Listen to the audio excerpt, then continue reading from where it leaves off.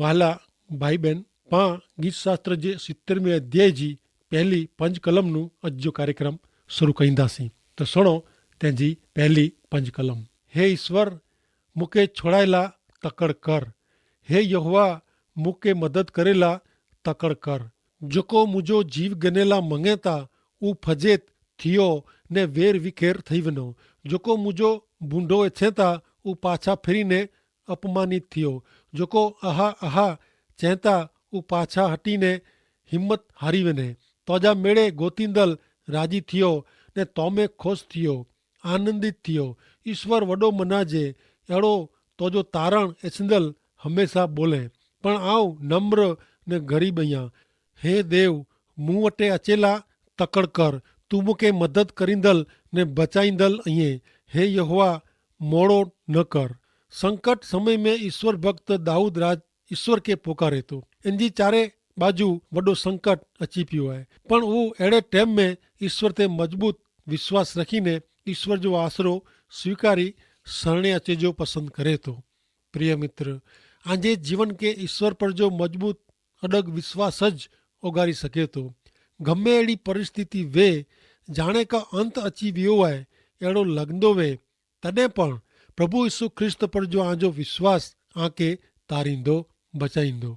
पवित्र ग्रंथ बाइबल जे नया करार जे विभाग में मार्क अनुसार शुभ संदेश जे 5वें अध्याय जी 37वीं कलम में जणाई में आयो आहे कि द्रजजे न, फक्त विश्वास रख। प्रभु यीशु ख्रिस्त पर जो विश्वास आके तारे थो। तेला द्रजे जी का घबराए जी जरा पण जरूर आहे न। मित्र, प्रभु यीशु ख्रिस्त पर जे विश्वास से अहीं अॻियां वधंदा ने मजबूत बनदा। पृथ्वी पर जी कोई पण बाबत, व्यक्ति का हालत में द्रजजा न, पण फक्त प्रभु यीशु ख्रिस्त ते विश्वास रखजा। अॻियां पां गीत शास्त्र जे 46वें अध्याय में नेरी विया आहियूं ने इनमें जणाइए था कि देव पंहिंजो आसरो ने पंहिंजो बर ने शक्ति आहे। संकट समय में वो हाज़िर आहे ने मददगार आहे। तंहिंला जो पृथ्वी उथल थिए, जो डूंगर दरिये में डूबी वञे, जो इनजो पाणी गरजे ने वलो वाजे ने इनजे उछरे से डूंगर ध्रुबी वञे त पण पां द्रजो न। जंहिंजा वहण देव जे नगर के एतिरे क परात पर जे मंडप जे पवित्र स्थान के खुश कईं था, अहिड़ी हिकिड़ी नदी आहे। देव इनमें आहे, इनके हलाए सघंदो न। सवार थींदे ज देव इनके मदद करींदा। पां भेरा सेना जो सरदार पंहिंजो आसरो याकूब जो देव आहे। तंहिंला पां द्रजो न। अचो मित्र, हाणे पां गीत शास्त्र जे 71वें अध्याय जी शुरूआत कयूं। गीत शास्त्र जो 71वां अध्याय दाऊद जी वृद्धावस्था जो गीत आहे। जॾहिं दाऊद राजा अशक्त थी वञे थो, इनमें शारीरिक शक्ति ओछी थी वई हुई, तॾहिं हू ईश्वर खे विनंती कईंदे ही गीत लिखे थो। तो सुणो गीत शास्त्र जो पुस्तक 71वां अध्याय ने तंहिंजी पहली 5 कलमूं। हे ईश्वर, आउं तो ते भरोसो रखां थो, आउं कॾहिं फजियत न थियां। तोजे न्यायपणे से मूंखे छोड़ा ने मुंहिंजो बचाव कर। मूं तरफ़ फिरीने कन धर ने मुंहिंजो तारण कर। जंहिंमें आउं हमेशा वञी सघां, अहिड़ो मुंहिंजो रहठाण ला तूं गॾु थी। तूं मूंखे तारे ला आज्ञा ॾिने, कीअं कि तूं मुंहिंजो डूंगर ने किलो आहीं। हे मुंहिंजा देव, बूंडे जे हथ में जा अन्याय ने घातकी माण्हुनि तूं मूंखे बचा। एतिरे ला कि हे प्रभु, तूं मुंहिंजी आशा आहीं। मुंहिंजी जुवानी से आउं तुंहिंजो भरोसो रखां थो। हिन कलम में गीत शास्त्र जे 70वें अध्याय जी जहिड़ी ज भाषा वापरे में आई आहे। शारीरिक रीते नबरो दाऊद राजा ईश्वर पर जे विश्वास में मजबूत ने पक्को आहे। दाऊद इन जी जुवानी नू ईश्वर ते मजबूत विश्वास रखे आहे ने हवर घटपण में पण इन जो विश्वास मजबूत ने अडग आहे। अॻियां सुणो 71वां अध्याय 6-12 कलम में कोरचे थो। आउं गर्भस्थान में वो त्यारनू, तू मुंहिंजो आधार आहीं। मुंहिंजी मां जे पेट में जा मूंखे कढींदल तू ज आहीं। आउं हमेशा तुंहिंजो भजन करींदो। मूंखे नेरी ने घणे के नवाए लॻी आहे, पण तू मुंहिंजो मजबूत आसरो आहीं। मुंहिंजो मोह तुंहिंजी भक्ति आराधना से भरपूर थींदो ने सॼो ॾींहुं तुंहिंजी महान ॻाल्हियूं से भरपूर थींदो। वृद्धावस्था जे टाइम में मूंखे छॾी न ॾे। मुंहिंजो बर खोटे तॾहिं मूंखे छॾी न ॾे। एतिरेला का मुंहिंजा दुश्मन मूं विषे ॻाल्हियूं कईं था। जेको मुंहिंजो जीव गनेला ताकी रहिया आहीं उहो मेजो मेज मसलतूं कईं था। न हू चवनि था का ईश्वर तंहिंखे छॾी ॾिनो हुयो, पाण इन पुठियां दौड़ीने इनखे जली गिनो कीअं का इनखे छोड़ाईंदड़ कोई आहे न। हे ईश्वर मुनू छेटो न थी, हे मुंहिंजा देव मूंखे मदद करे ला तकड़ कर। नवमी कलम में दाऊद पंहिंजी स्थिति हालत ने टाइम विषय जणाए थो। इन जी ईश्वर परायणता विश्वास मजबूत आहे। मित्र, ईश्वर साथे जी संगत ने संबंध अतूट हुअणु खपे। ईश्वर जो ना वृद्धावस्था में न पण नंढपण भर जुवानी में ने रोज गने जो आहे। दाऊद नंढपण व्यक्तिगत रीते ईश्वर के ओळखंदो हो ने हेवर वृद्धावस्था में पण हू ईश्वर तेज आधार रखे थो। मित्र, आंजो आधार केर आहे? कोरो फक्त अमुक टाइम ते ईश्वर के यादि करियो था ने जो वटि अच जो प्रयत्न करियो था, कि पोइ दाऊद वारे जी ईश्वर के प्रेम करियो था ने उन ते विश्वास ने आधार रखो था।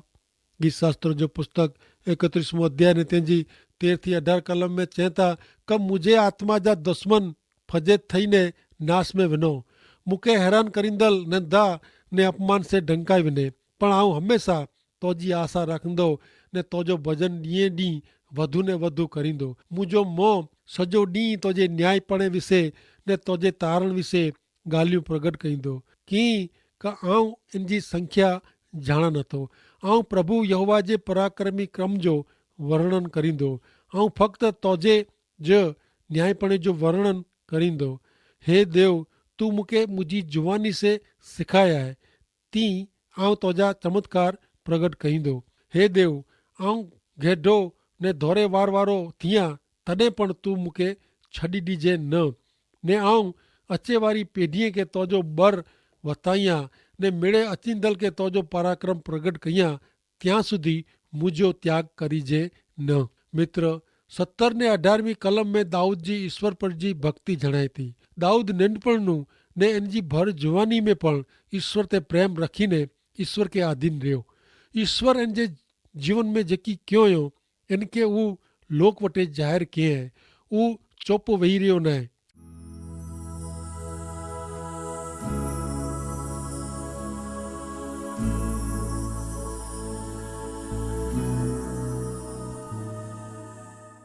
ज्ञानेरियूं गीत शास्त्र जे पुस्तक जे 71 अध्याय जी 19 થી 25वीं कलम। हे देव, तोजो न्यायपणो घणे ऊचो आहे। हे ईश्वर, तू वॾा कम कया आहे। तो जहिड़ो ॿियो केरु आहे? तू असांखे ॾुख जा घणे संकट वताया आहे। तू असांखे फिरी थी असांखे उभा करीने जीरा करीने पृथ्वी जे ऊंडाण में जा तू असांखे पाछा कढी अचीने। तू मुंहिंजो महत्व वधार ने पाछो फिरीने मूंखे दिलासो ॾे। सीतार साथे आऊं तोजो स्तवन भजन कईंदो। हे मुंहिंजा देव, आऊं तोजी सत्यता जो स्तवन कईंदो। हे इसराइल जा देव, पवित्र देव, वीणा साथे आऊं तोजा गीत ॻाईंदो। आऊं तोजी स्तुति भक्ति करींदो। तॾहिं मुंहिंजो मोह ख़ुशी जो पुकार करींदो ने मुंहिंजो उद्धार मेड़वींदड़ आत्मा घणे राज़ी थींदो। मुंहिंजी ज़िभ सॼो ॾींहुं तोजे न्यायपणे विषय ॻाल्हि कईंदी। कीअं का मुंहिंजो बूंडो गोतींदड़ फजे थियाई ने ध्रुजी विया आहीं। ईश्वर भक्त दाऊद ईश्वर ते अडग विश्वास ज़ाहिर कईंदे मुश्किली में जा 12 अचे जे विषय में जणाए थो। हू पंहिंजी ज़िभ से फ़क़्ति ईश्वर जी महानता विषय, ईश्वर जे उद्धार विषय जणाए लाइ मंगे थो। संकट, द्राह, ॾुख, पीड़ा अहिड़े समय में वो छतां हू ईश्वर जी मदद जी वाट नज़रो नज़र नेरे थो ने इन जे जीवन जी इच्छा ईश्वर स्तुति, ईश्वर आराधना आहे। इहो पाण जाणी सघूं था। अचो पाण ज्ञानेरियूं गीत शास्त्र जे 72 अध्याय जी शुरूआत कयूं। गीत शास्त्र जो पुस्तक 72 अध्याय ने तंहिंजी पहली 7 कलमूं पाण सुणंदासीं। हे ईश्वर, इंसाफ़ करे जो तोजो अधिकार तू राजा के ॾे ने राजा जे पुत्र के तोजो न्यायपणो ॾे। ऊ न्यायपणे से तोजे लोक जो न्याय ने इंसाफ़ से तोजे गरीब लोक जो इंसाफ़ करींदो। पर्वत ने डूंगर न्याय से लोक के शांति ॾींदा। ऊ लोक मिजाजे गरीब जो न्याय करींदो। ऊ गरीब जे छोकिरे के तारींदो ने ज़ुल्मी के पिचली विझंदो।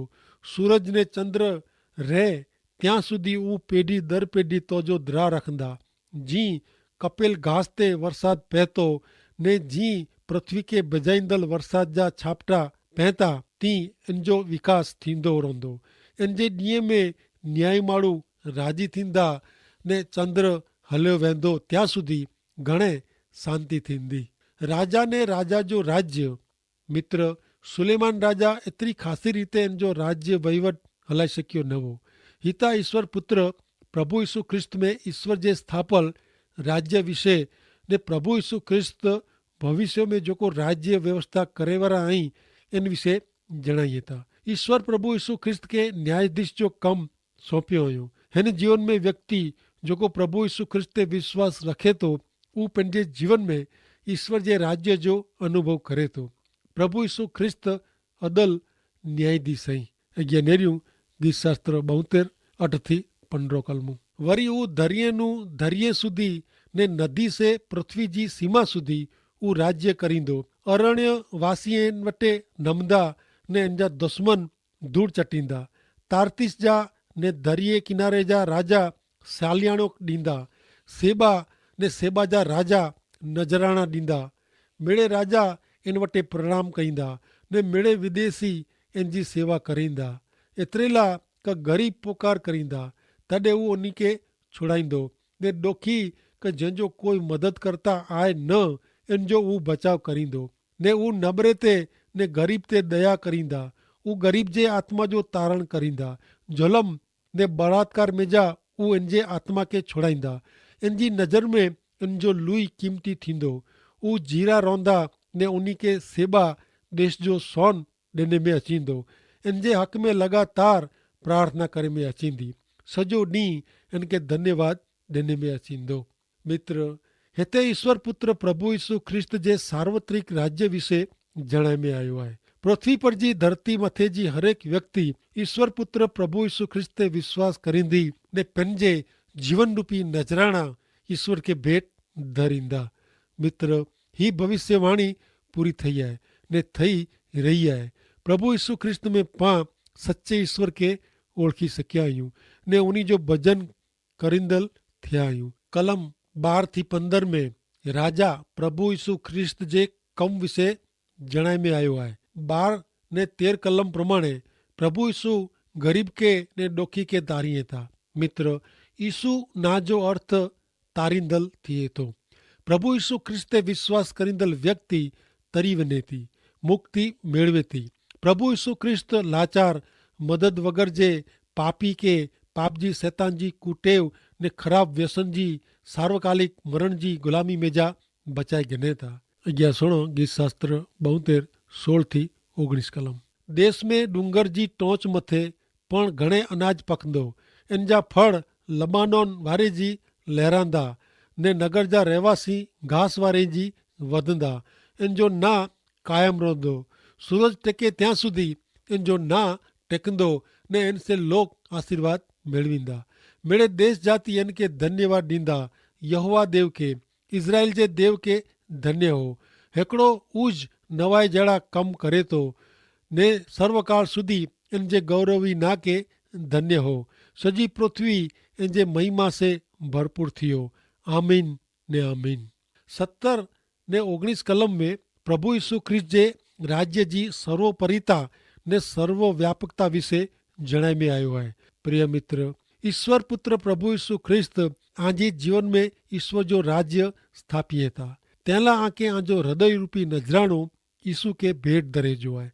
अचो हाणे पाण अॻियां नेरियूं गीत शास्त्र जो पुस्तक तंहिंजो 73 अध्याय ने तंहिंजी पहली 3 कलम सुनो। इज़राइल के जंहिंजा हृदय शुद्धई उन ते ईश्वर सचई राजी आई। पण आऊं ता मुझे पगे लगभग ठोकर खाधी हुई।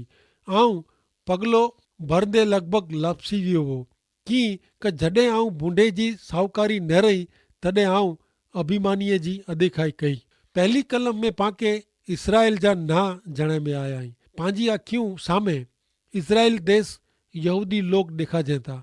कोरो इन जो अर्थ अहिड़ो क ईश्वर फ़क़्तु इज़राइल तेज मायाड़ू अथवा भलाई न। ईश्वर जी भलाइता जंहिंजा हृदय शुद्ध आई उन ते आहे। ही क्या लोग आई।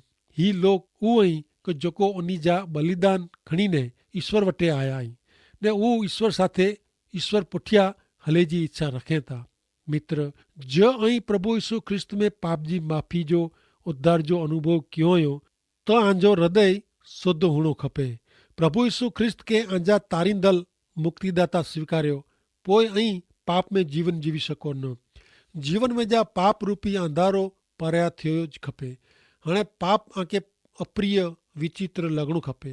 पाप मथे धिक्कार थियो खपे। ऐं नेरियूं 73 अध्याय ने तेजी 4 थी 12 कलम की क मरण टाणे उन्ही के डुख थिए नथो पण उन्ही जी शक्ति मजबूत रहे थी। मनुष्य जात जा डुख उन्ही ते अचे नथा ने ॿिया माण्हू वारे जी उन्ही के पीड़ा थिए नथी। तंहिंला उन्ही जो अभिमानता गॾे जी कंठी जहिड़ो आहे। कपिड़े वारे जी ज़ुल्म उन्ही के ढकी रखे थो। उन्ही जी बूंडाई उन्ही जे हृदय में जा उभराजे थी। उन्ही जे मन जी बूंदी कल्पना उभराए वञे थी। हू निंदा कईं था ने बूंडाई विषय ॻाल्हियूं कईं था। हू ज़ुल्म वारी वॾाई कईं था ने हू ईश्वर विरुद्ध पंहिंजो मोह ऊचो रखे था ने पृथ्वी में उन्ही जी जब छूटी हले थी। तंहिंला लोग उन्ही पुठियां वञे था ने हू उभराजे थो। हू पाणी पी वञे था। हू चवनि था क ईश्वर कहिड़ी रीते ॼाणे ने परात्पर में कीअं ज्ञान आहे कोरो। नेरियो दुष्ट बूंढाता अहिड़ा ऐं ने हमेशा शांति में रहीने धन दौलत वधारिए था। कलम 4 ने 5 में बूंढे दुष्ट माण्हू जी शारीरिक सफलता ने तंदुरुस्ती विषय जणाए में आयो आहे। शरीर रोग वग़ैरह जो ने मतारो आहे। उन्ही के डुख भोगणो पए नथो ने कोई पण वस्तु जी तंगी पए नथी ने परिणामे कलम 6 ने 11 प्रमाणे उन्ही में अभिमान आहे। उन्ही में निंदा आहे। ईश्वर जी निंदा, ईश्वर निंदा उन्ही में मोह में आहे ने ज़ुल्म ने वॾाई उन्ही जे जीवन में आहे। ऊची जॻह ते मान मोबे वारे स्थान में ही लोग अॻियां वह था। उन्ही के कोई ॻाल्हि जी खोट पए नथी। उन्ही जो धन खोटे नथो। पाणी वारे जी हू पैसो वोड़ाईं था। मौज मज़ा ने आनंद कईं था ने छतां ख़बर न आहे क हू ही मिड़े क्यानू मेड़वे था। जॾहिं ॿई बाजू ईश्वर पराणिता में जीवे वारो माण्हू पराणे पंहिंजो जीवन गुज़ारो करे सघे थो। इन जो कोई सुणदल न आहे। इनखे अन्याय सहन करिणो पए थो। जाणे हू कोई क़ीमत जो न वे अहिड़ी रीते इन साथे व्यवहार ने वर्तन करे में अचे थो। इन जी मस्करी करे में अचे थी। इन विषय जात जात जी ॻाल्हियूं करे में अचे थी। प्रिय मित्र, अहिड़ो आंजे ने मुंहिंजी अखिए सामे नथो बने करो। मित्र, अहिड़े टाइम में न्याय अथवा सीधो माण्हू कहिड़ो वीचारे थो। नेरियो गीत शास्त्र 73 थी 16 कलम की क आऊं मुंहिंजो हृदय खोटो शुद्ध कयो आहे ने आऊं मुंहिंजा हथ नकामा निर्दोष रखिया आहिनि। की क सॼो ॾींहुं आऊं पीड़ायां थो ने रोज़ सवारे मूंखे शिक्षा थिए थी ने ज आऊं चयो हो क आऊं हिन प्रमाणे बोलंदो त आऊं तुंहिंजे छोकिरे जी पीढ़ी जो विश्वासघात कयो हो। ही सम्झेला जॾहिं आऊं वीचार कयो तॾहिं मूंखे हू ॻाल्हि डुख जहिड़ी लॻी। न्याय ईश्वर जे द्राह में जीवे वारे माण्हू खे पण हिकियार अहिड़ो थी वञे थो क आऊं जो कुलाए ईश्वर जे द्राह में जीवीने डुख पीड़ा भोगवी आहियां। मूंखे पण भविष्य जो नेरे जो आहे। मुंहिंजा छोकिरा आहिनि ने उन लाइ मूंखे कीअं कयो खपे। मूंखे डुख मुश्किली कुलाए भोगणी पए। ऐं नकामो मुंहिंजो मोह शुद्ध रखियो आहे। मूंखे पण लांच गिनणी खपे। मूंखे पण आॾो अवरो करी पैसा भेरा कया खपे।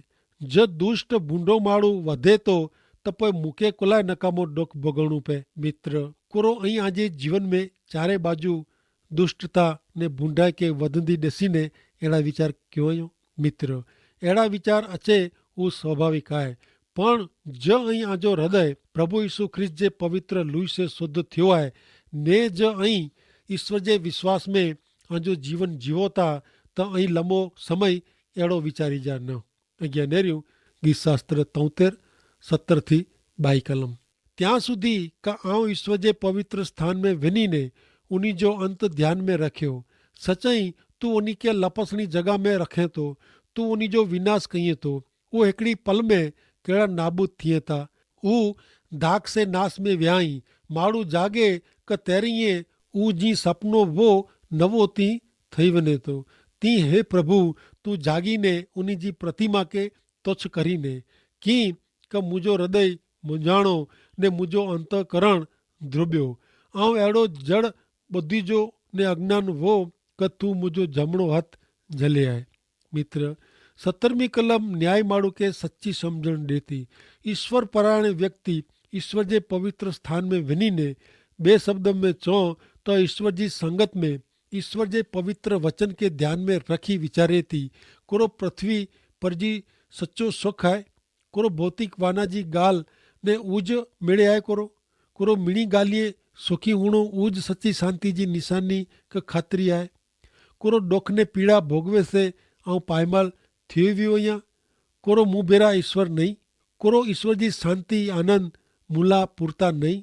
अहिड़ा घणे सवाल इन जे मन में उभा थिए था ने हू ईश्वर वटे वञे था।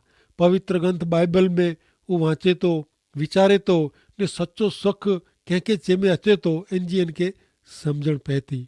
प्रिय मित्र, ईश्वर वटे वञे से सच्ची दिशा ने सम्झण मिले थी। ईश्वर न्यायाधीश आई ने ईश्वर बूंदे लोग जा कहिड़ा हाल कईं था, हू फक्त ईश्वर जी नज़र सेज नेरे से वीचार अचे थो। कलम 18-22 में बूंदे जी क्षणभंगुरता विषय जणाए में आयो आहे। बूंदो माण्हू ओचिंतो मरे थो, हू थोरे समय में वो नवो थी वञे थो, हू इन जा घणे रुपया धन दौलत इनखे बचाए सघे तीअं ई न। घड़ी जे छठे भाग में हू पायमाल थी वियो, हू छाती कढीने ओची गर्दन करी फिरंदो हो, हू जोर जलम कंदो हो, पण हेवर इन जो ना का निशान रियो न आहे। मित्र, ही आहे बूंदे जो अंत। गीत शास्त्र 73 अध्याय 23-28 कलम। पण आऊं हमेशा तो वटे रहां थो, तू मुंहिंजो जमणो हथ झले रखे आहे, तू तुंहिंजे बोध से मूंखे मार्गदर्शन ने मार्ग वताईने ने पोइ तुंहिंजे महिमा में मुंहिंजो स्वीकार करीने। तो वग़ैरह आकाश में मुंहिंजो ॿियो केरु आहे ने पृथ्वी ते मुंहिंजो ॿियो कोई प्रिय न आहे। मुंहिंजो शरीर ने हृदय नबरा थिए था त पण हमेशा ईश्वर मुंहिंजे हृदय जो गढ़ ने वारसो आहे कीअं कि जेको तोनू छेटा आई उन जो नाश थींदो, जेको फिटी वञी ने तोखे छॾी ॾिए था उन जो तूं समूरो नाश कईं थो। पण ईश्वर वटे अचणो इन में ज मुंहिंजो कल्याण आहे। आउं प्रभु यहोवा खे मुंहिंजो आसरो कयो आहे जेथी आउं तुंहिंजा मेड़े कम प्रगट कयां। ईश्वर परायण माण्हू ईश्वर खे पंहिंजो आधार ने मेड़े ज मञे थो। ईश्वर इन जो जीवन आहे। उहो ईश्वर खे चए थो, हे ईश्वर, तो सिवाय मुंहिंजो कोई आहे न, फक्त ऐं ज मुंहिंजा प्रिय प्रभु आयो। तंहिं लाइ उहो ईश्वर वटे पंहिंजो निर्णय ज़ाहिर कंदे जणाए थो का आउं वटि अचिणो इन में मुंहिंजो कल्याण आहे। प्रभु आउं वटि मुंहिंजो आसरो आहे। ईश्वर पिता आशीष ॾियो। आमीन।